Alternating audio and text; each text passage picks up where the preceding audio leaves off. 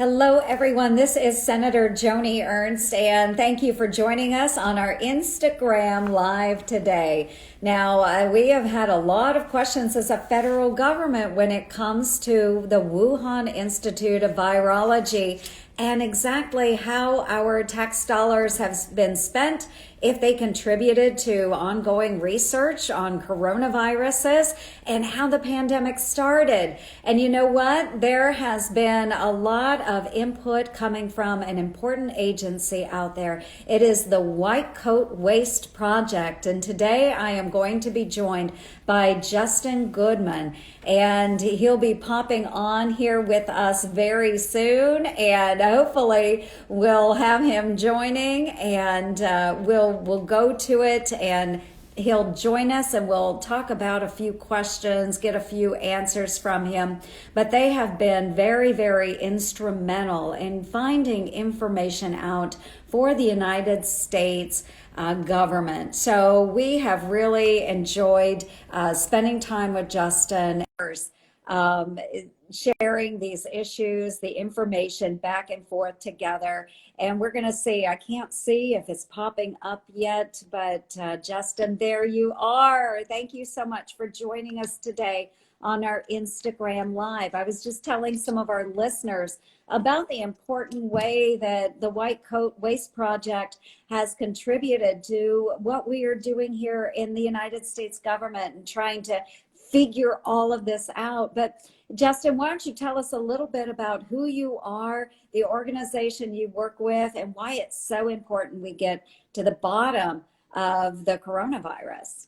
Sure. Thank you for that lovely introduction and for your outstanding leadership to hold the government accountable for how it spends taxpayers' money. We're really grateful for your leadership and support over the years. It's really been a personal pleasure and point of pride to work with you as well. So thank you. White Coat Waste Project is a 3 million member taxpayer watchdog group. We believe that taxpayers have a right to know how their money is being spent by the federal government. We focus specifically on how it's spending money on cruel and wasteful animal experiments, both at home and abroad, which consume about $20 billion a year in taxpayers' money. So not a small number, nothing to sneeze at. And there's a lot of waste and abuse that happens. And what's been happening in China with the Wuhan Institute of Virology and its partner in the US, the EcoHealth Alliance, is really a case study in waste, fraud, and abuse that we've been happy to play a role in exposing and hoping to end.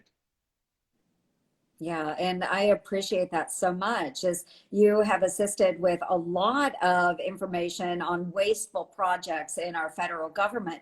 But this one, of course, has significant importance because it is potentially some of our taxpayer dollars that went to the Wuhan Institute of Virology, which is perhaps where this pandemic started. So can you explain a little bit about those taxpayer dollars that went to the Wuhan Institute of Virology? How did that happen? Yeah, so we started looking into NIH funding that was going abroad back in 2019. And what we found interesting was that there were 27 labs in communist China that are currently authorized to get funding from the US government. One of Unbelievable. those being the Wuhan Institute of Virology. So we kind of made a note of that in our database. And then when the coronavirus hit the scene, and it happened in Wuhan, we thought, let's see what we know about what the US government's involvement over in Wuhan was. And what we found and exposed back in April 2020, so just as the pandemic was kind of taking hold and just after it was declared a pandemic, was that there was a $3.7 million grant that was given to a US nonprofit called the EcoHealth Alliance. They're based in New York. And what they were doing was using it as pass-through money, and they were sending at least $600,000 of US funds, maybe more, for years to the Wuhan Institute of Virology for dangerous coronavirus experiments. And I'll explain them so people understand a little bit more about what the lab leak hypothesis is.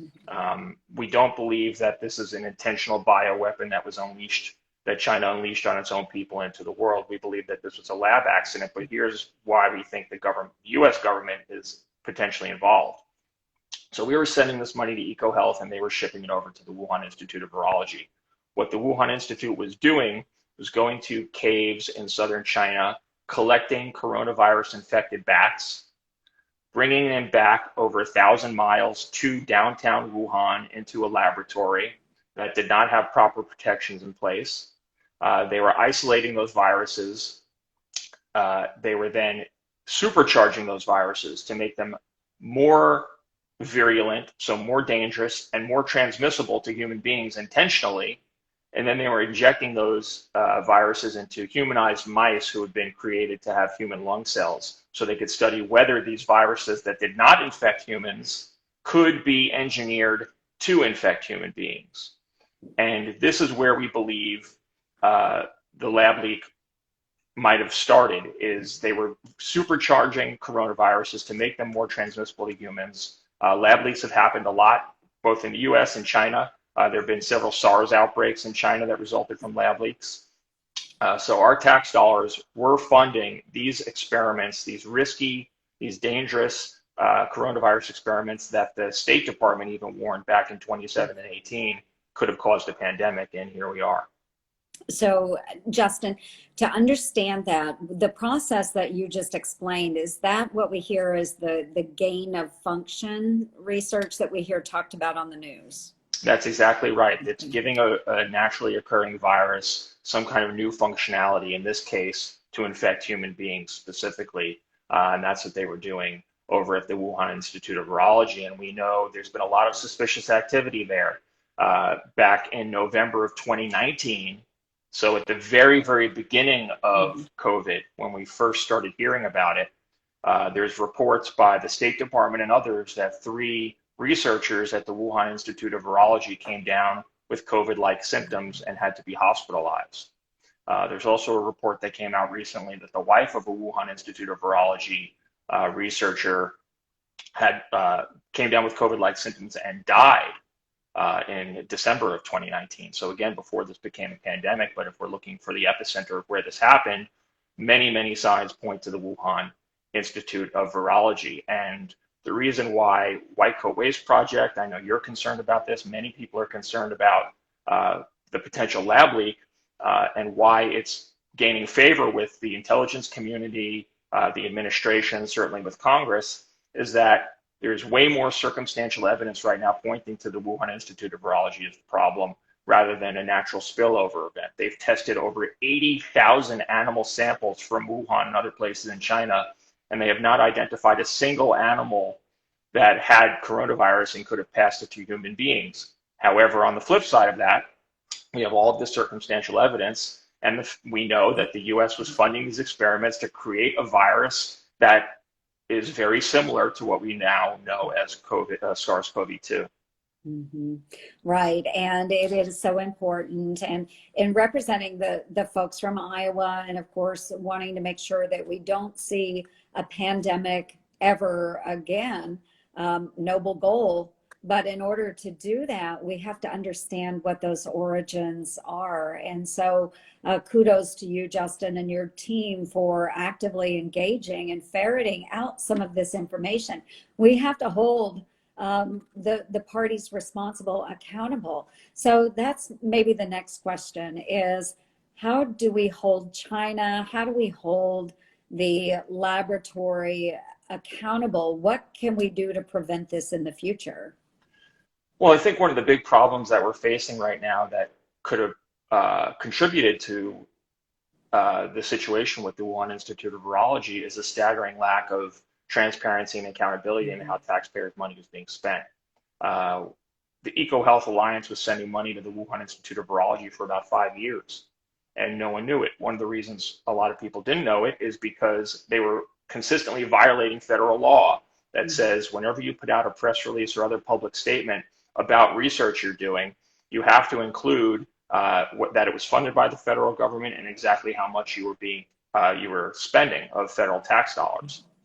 And in EcoHealth Alliance's press releases and public statements about its work with the Wuhan Institute of Virology, they repeatedly failed or refused to, however you want to look at it, they repeatedly broke federal law by not including that they were funding the Wuhan Institute of Virology with U.S. government money. They've also refused to answer questions from Congress and the NIH about what they were doing with the Wuhan Institute of Virology. And they've actively obstructed investigations into the COVID's origins, whether it's denying that they had any role in it, covering up conflicts of interest. We've seen all of that. So there's a few efforts that we're very proud to support that you're working on that would fix. First of one is the Cost Openness and Spending Transparency Act, the COST Act. And what the COST Act does, the Senate bill, would not only require the disclosure of federal funding, but it would put penalties in place to punish institutions that don't disclose that. Number two, we have the new STOP Act that you introduced. And this is the one that I think is most important when it comes to what we're talking about right now, is the STOP Act would prevent federal funding from going to any grantee that either breaks the law or refuses to answer questions from Congress. And had we had that law in place a couple of years ago, when the money started going to Wuhan, we could have busted EcoHealth for breaking the law and stopped money from going there. This is a nonprofit that has continued to break the law with impunity. Just since the pandemic began, they've gotten $19 million in new federal funding and $1.5 million in PPP bailout funds for a pandemic they may have helped start. And they haven't been held accountable by the federal government because we haven't had the tools in place. Thankfully, your two bills, the COST Act and the STOP Act, could put a big dent in this problem, prevent it from happening again. And of course, the Senate passed your amendment to completely cut off funding from the Wuhan Institute of Virology. And I think taken together, this is a great battle plan for trying to prevent this type of disaster from happening again. Yeah, and thank you for highlighting that. So we do have a number of efforts ongoing in Congress to prevent funding from going to EcoHealth Alliance or others. It doesn't specifically call out EcoHealth Alliance, but it does address the bad behavior of this nonprofit. And as you stated, it's not just a few $100,000. Now that's a lot of money, but it is millions of dollars that EcoHealth Alliance has received, and yet they continue to not comply with federal law. The problem is there's no way to hold them accountable. Sure, they're breaking the law, but we continue to grant them millions of dollars to do research. So the STOP Act would prevent any future funding. It would prevent any dollars from going to EcoHealth Alliance or other groups like that, entities that receive grant monies. If they're not responding to the federal government's request for information, if they're not following federal law, you don't get any more money. It's just so common sense. I can't believe that we haven't had that in place prior. So it does get to the root of that issue, but at the same time, we still have unanswered questions. And EcoHealth Alliance is not of their own free will coming forward. Matter of fact, they have really mocked the federal government for wanting to know and pressing them for this particular information. So it's an unfortunate circumstance that has really grown out of control. To your point, Justin, you've been really good as we've talked to the media and others in the past. You always point out that 3 million people around the globe have lost their lives because of this pandemic. Now we need to know and understand what has happened so that we don't see this again. So there's a lot of concern there. But other ways that we can protect our taxpayers. I know that Wuhan is really important. We've talked about the COST Act, the STOP Act. What are some of the areas that you've engaged in that you think are beneficial to the federal government as we look at waste and fraud? I think people would be surprised to learn the amount of waste and abuse that's happening. Obviously, our focus is on taxpayer-funded animal experiments. I'll give another example of a university that has been violating the law with impunity. Stanford University has been conducting experiments using human fetal tissue. We exposed some experiments where they were taking human fetal fingers and implanting them into mice for these horrible, grotesque experiments. and again, failing to disclose that this was being paid for and how much taxpayer funding it was receiving. I think there's a lot of kind of gee whiz experiments that people see on the local news from their local university that they might find interesting at the time. It might pique their interest, but if they knew that their taxpayer dollars were being squandered to put, as you've exposed, dead turtles on treadmills, or Mhm. recent examples, bears on treadmills, or the famous Mhm. example from Senator Tom Coburn of shrimp on treadmills. Yes. Every animal in the kingdom seems to be on a treadmill in some government-funded lab, which is a great metaphor for government spending. Yes. um, I think people really need to know how their money is being spent, because I don't know, I've never met anyone who felt like the government was using their money prudently in every case. And if they knew that $20 billion was being wasted on things like putting dead turtles on treadmills, like was happening down in South Carolina a few years ago, I think they'd be more engaged in taking up these issues of government waste and making sure that they were holding their federal officials, their elected officials, accountable for stopping it. Mhm. Which is, one of the reasons why we appreciate your Squeal Award every month so much, is because you've made it your business and a top priority to expose waste in the federal government and propose common sense solutions Mhm. that everyone can support. The Cost Act, and the polling we've done, the Cost Act has something like 75% or 80% support among the public, Democrats and Republicans alike. So these are efforts that really everyone can get behind and everyone can benefit from. We're all hurt by government waste. Every dollar spent on putting an animal on a treadmill is a dollar less spent on programs that could actually improve our lives in some way. Hmm. And truth, the dead turtle on a treadmill. I'm still struggling to understand the benefit to humankind for that experimentation.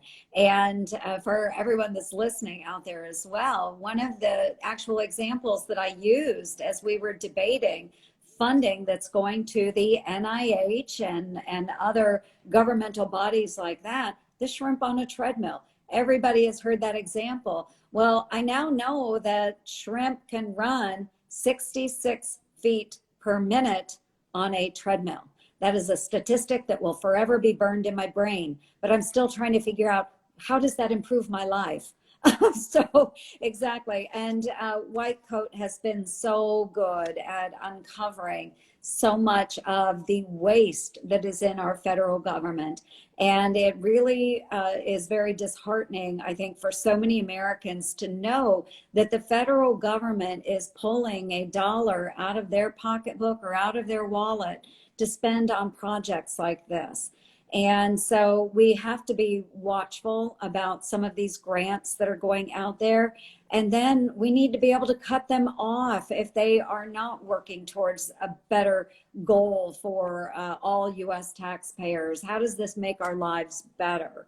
And so many of the experiments and the gee whiz things that people are doing, while it's okay to fund those things privately, these are American taxpayer dollars that are going towards these projects. So, Justin, thank you so much for the great work that you are doing, and in particular right now with the Wuhan Institute of Virology. This is an issue, it goes way beyond shrimp on a treadmill. It goes way beyond that because we do have a pandemic that literally stopped everyone in their tracks for nearly a year and a half. And we've seen a lot of loss of life because of that pandemic. So we need to, as a federal government, make sure that we are accounting for those dollars and knowing and understanding how our dollars are being spent, both here in the United States and abroad. So I'm going to give you the last word, Justin. What would you like the viewers to know? I want everyone to know that you do have a right to know how your tax dollars are being spent, and you need to make your voice heard up in Congress. We have a website set up called WuhanAnimalLab.org where people can go read about the work we're doing Mhm. on this and get involved. And I'm incredibly grateful to you, Senator Ernst, for your outstanding leadership. We're proud to name you last year a Waste Warrior awardee for your leadership on exposing and ending waste. Not only do you expose projects, but you then again, you're proposing these great solutions. And I know we've had a lot of success. You got the Cost Act tied into the DoD's Yes. spending package last year. So now the Defense Department has to disclose how it's spending its money. There's been some outstanding progress, and we look forward to continuing to work with you and support your efforts. Yeah, well, great. And thank you, Justin, so much for joining us, to you and your phenomenal team. We look forward to partnering with you on many important issues in the future as well. So thank you again so much for joining us today and shedding a little light on the Wuhan Institute of Virology. Thank Thanks, you, Senator. Justin.